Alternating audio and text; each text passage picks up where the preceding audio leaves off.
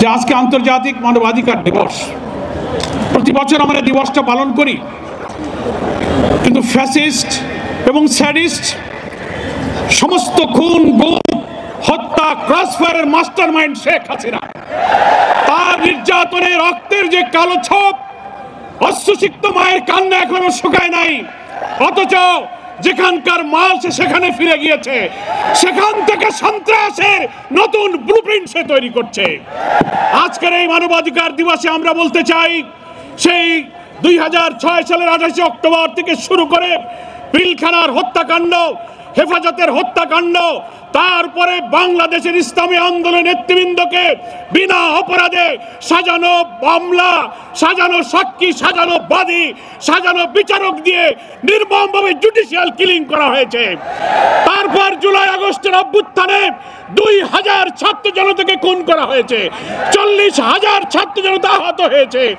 এই খুন খুনের বিচার বাংলাদেশে না হলে আমাদের আন্দোলন, এই ত্যাগ, নতুন বাংলাদেশ নির্মাণের স্বপ্ন ব্যর্থ হয়ে যাবে। আমি প্রশ্ন করতে চাই, বাংলাদেশ নামক রাষ্ট্রে একটি মানবাধিকার কমিশন আছে। এই 17-18 বছরের কালো যুগে যত খুন, গুম, ক্রসফায়ার হয়েছে, মানবাধিকার কমিশন তার কি বিচার করেছে?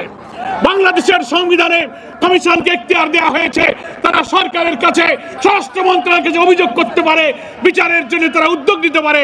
তারা করেনি। এই কমিশন ফ্যাসিবাদের দোসর ছিল। আজকে নতুন বাংলাদেশ হতে যাচ্ছে। আমরা মনে করি আমাদের এই ফ্যাসিবাদ থেকে মুক্তি পেতে গেলে, আমাদের নতুন বাংলাদেশ নির্মাণের জন্য আমাদের প্রাণের সন্তানের যে জীবন দিয়েছে, সেই রক্তের দায় শোধ করতে গেলে আগামী জাতীয় নির্বাচনের পূর্বে আমাদের এই 24-এর অভ্যুত্থানের যে চেতনা, সেই চেতনা ধারণ করে একটি জাতীয় ঐক্যের মধ্য দিয়ে নির্বাচনী কৌশলে আওয়ামী লীগকে রাজনীতি থেকে বিদায় দিতে হবে। প্রিয় ভাইরা আমার, আজকে বাংলাদেশের মানুষ বর্তমান সরকারের, অর্থাৎ অন্তর্বর্তীকালীন সরকারের প্রধান উপদেষ্টা ডক্টর মোহাম্মদ ইউনূসের ডাকে সাড়া দিয়ে গত 4 তারিখে দেশ এবং দুনিয়াকে আমার জাতীয় ঐক্যের প্রমাণ দিয়েছি। আমরা সরকারকে বলতে চাই, সরকারের অভ্যন্তরে, প্রশাসনের, judiciary, civil administration, police administration, everywhere, every sector of our society, যেখানে ফ্যাসিবাদের দোসররা আজও ঘাপটি মেরে বসে আছে, এদের থেকে প্রশাসনকে পরিচ্ছন্ন না করলে অবাধ নির্বাচন হতে পারে না। সেই জন্য আপনারা শক্ত হন, দৃঢ় হন, ঝুঁকি গ্রহণ করুন। আমরা আপনাদের পাশে আছি, কিন্তু আওয়ামী দোসরদের সাথে আঘাত করলে আপনার আমার স্বপ্ন পূরণ হবে না, নির্বাচন নিরপেক্ষ হবে না। সেই জন্য হাজার শহীদের রক্তের দায় শোধ করার জন্য আসুন, নতুন একটি বাংলাদেশ নির্মাণ করে আমাদের এমন বাংলাদেশ আমরা চাই, যেখানে গণতন্ত্র, ভোটাধিকার, মানবিক মূল্যবোধ, সাম্য, সামাজিক সুবিচার, নিরন্ন মানুষের দুঃখ কষ্ট, অনাহারি বস্ত্রহীনের কান্না থাকবে না, ইনসাফপূর্ণ সমৃদ্ধ বাংলাদেশ হবে। সেই বাংলাদেশ যদি আমরা প্রতিষ্ঠা করতে পারি, তাহলেই 24-এর গণ অভ্যুত্থানের ত্যাগ আমাদের সার্থক হবে।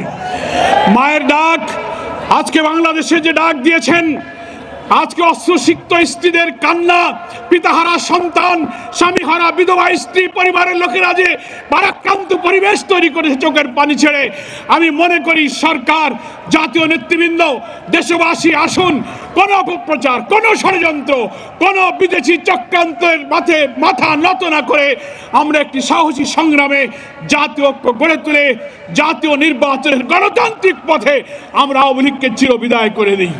সকলকে ধন্যবাদ জানিয়ে এক্ষুনি মাগরিবের আজান হবে।